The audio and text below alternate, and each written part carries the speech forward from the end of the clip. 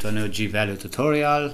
Today we are going to talk about something new, and for this I had to clean a little bit the code. As you can see, we have nothing now. We have only a button with its clicked label, so nothing special. We have no GValue. Let us check what we learned until now. As you can see, we have learned a lot of function macros, and we saw all of them, what they do and which information they can provide for us. And now it's time to learn something new. So today we are going to learn about GValue set int, GValue get int, and of course we are going to learn about GValue type transformable, GValue transform, and GValue get string. What this means, I'm going to explain in a second. Just imagine that you create an int variable, let's say gint variable with the value of 5, and then you need to create a pointer, let's say pointer, which its value should be 5.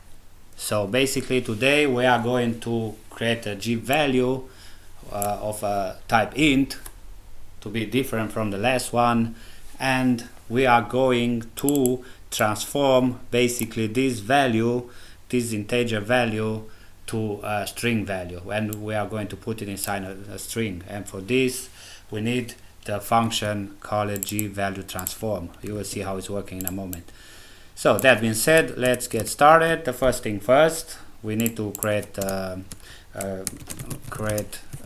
GValue int. This is the first thing which we are going to do. So GValue value, let's say int, so that we know better about what we are playing here. GValue int init, sorry.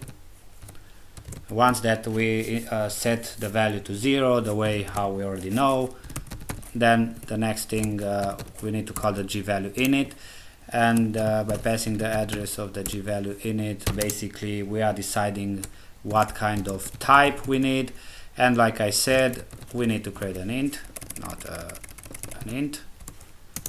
And now because we have an int, basically the next thing which we are going to do, we are going to set a value, and for this we need the function GValue set int, which of course you find it again in the parameters and values. GValue set int, where are you? GValue set int right here. It is sets the content of the G type int GValue to a V int. So we need a value G structure, we already know, of the type G int. We create it at this point, and the integer value which need to be set. And the GValue get int is the function which gets you that information which you set it. So in other words, let us call this function GValue set int, and the first thing which we need a value, the int value int, and the next one, the next thing we need the value. So I'm going to say 1 2 3 4 5, which is the content of the value. Now because we have this content, I'm going to say gint get value int, whatever, and I'm going to call the next function, which is called GValue get int, so that we get the value int. And now we can of course print it, g print, and let's say the, okay, I'm out, the whatever the int, yeah, the int value is %d, whatever what you are trying to do. And I'm going to say get,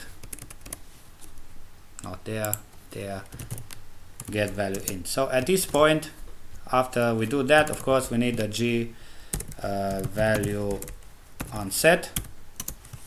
If we are done with it, GValue int, and now if we compile it and run it, we'll see that the int value, it is indeed 1 2 3 4 5, and it's working. You see, now we want to create a string based on this value. For this, what we need of course the next thing to create a GValue string. This is the next thing which we are doing.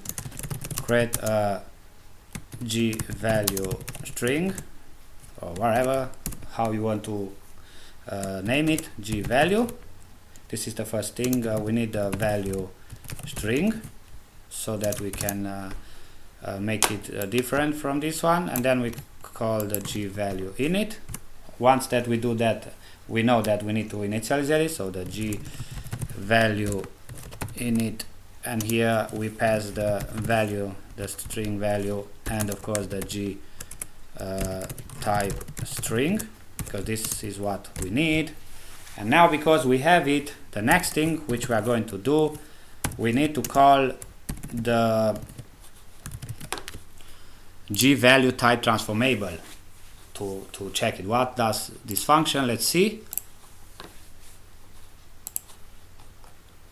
GValue type transformable right here says check whether the GValue transform is able to transform the value of the type source type into the value of the destination type. So note that for the types to be transformable, they must be compatible. So in other words, we need to be sure that those types are basically compatible. If not, something bad will happen. So to be sure that it's working, the next thing which we are going to do now, we are going to say, I don't know, let's say get the value types, whatever. So the first one will be gtype, and I'm going to say type value int, and of course, as you already know, the macro function GValue type will provide us the type of the first variable, which in our case it is the value, value int, and of course we need to pass its address, and of course we need another gtype, and I'm going to say type value string this time, and I'm going to point it again to GValue type, and of course we need the value string. Now, because we have those two types, we can now check if the function gtype transformable it is working for us. So I'm going to say if gtype transformable, and the first one it will be the type value int, it is transformable in the type value string, because this is what we are trying today. Then we are going to say now at this point that the next thing which we are going to do, it is to transform it. So GValue transform is the next function right here, and says tries to cast the contents of the source value into a type operator to the store in the destination value. So for example, to transform the gtype int value into a gtype float or something like this. Okay, so that being said, if we call this function like I'm doing right now right here, we can basically pass these two values, value int and value string.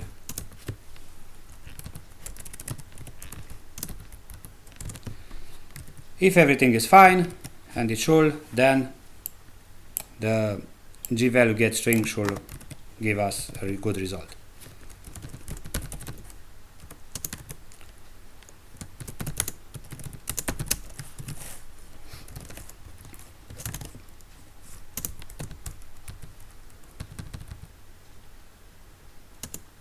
And what do we need here? We need the value string, of course. So let us compile it and run and see what happens. Of course, I forgot to pass the addresses.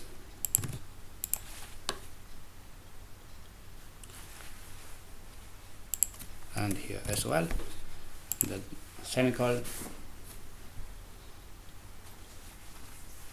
And as you can see, the string is 1, 2, 3, 4, 5, the same like the int value. So that being said, this is the way how you transform, you make a transformation from the integer to a string by working with this function. That being said, thank you guys for watching. If you like it, please subscribe, rate your friends and neighbors. Until next time, see you guys. Sorry.